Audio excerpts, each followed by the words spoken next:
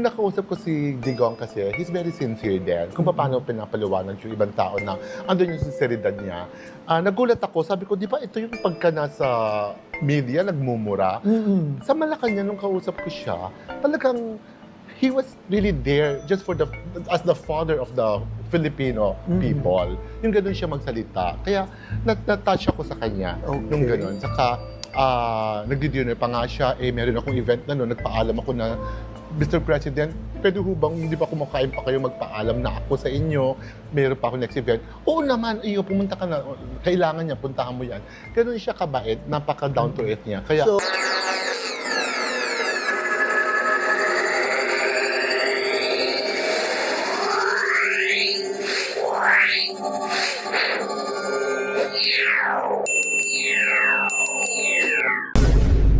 para sa iyo, sino ang mas mabango? Risa Hontiveros o Sara Duterte? okay, go for Sara Duterte. Kay Sara. Kay Sara ako. Oo. Yeah, Bakit? Bakit? Gusto ko itanong. Sara, although- you have big vote. Nag-iisa ito ha, pero ang galamay nito, parehong babaeng leaders ng magkalabang kampo. Laging laman ng mga balita, pero para sa iyo, sino ang mas mabango? Risa Hontiveros o Sara Duterte? Okay. Well, yung anak ni Risa nakakasama ko sa gym. No? Oo. Okay. Talaga? Yung Yung anak babae? niya, lalaki. Yung lalaki. Although I haven't met si Risa Oo. personally, Senator Risa, but I'll go for Sara Duterte. Kay Sara. Kay pa rin. Sara ako. Oo. Yeah, Bakit? Bakit? Gusto ko itanong.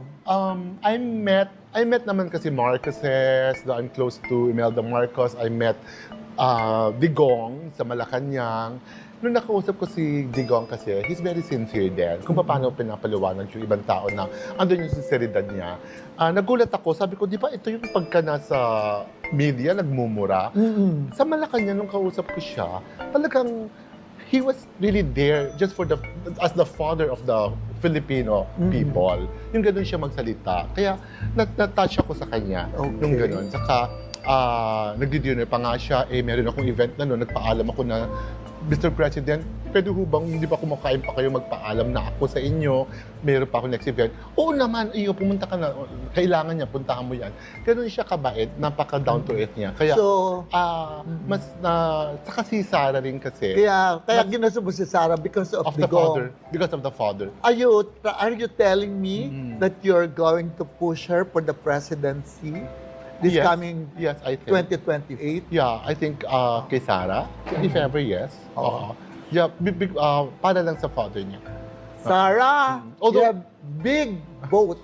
Nag-iisa ito ha, pero ang galamay nito, ito, alagaan mo na. No, pero I also close it to the Marcoses. No, I'm very especially kay Imelda Marcos.